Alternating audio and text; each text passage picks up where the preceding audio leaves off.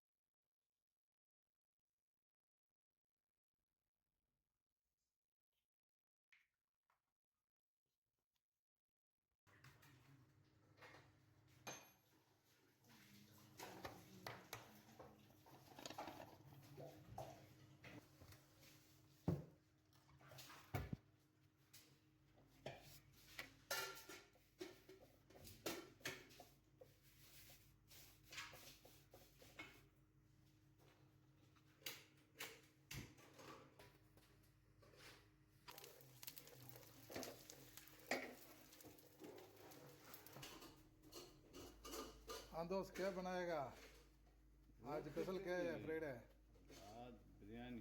बिरयानी। ये आटा घुमाता है, बिरयानी बोलता है। आटा बिरयानी। आटा बिरयानी।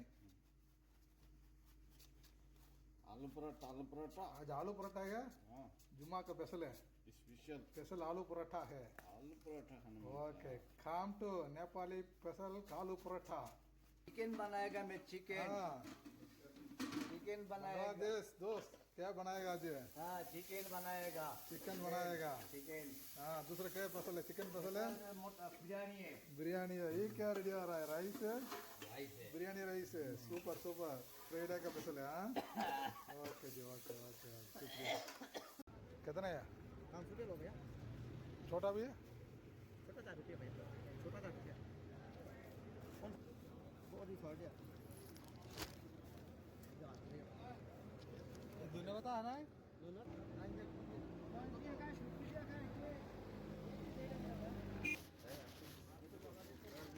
सही तो ले लो ना, मुश्किल है। सैलरी नहीं है।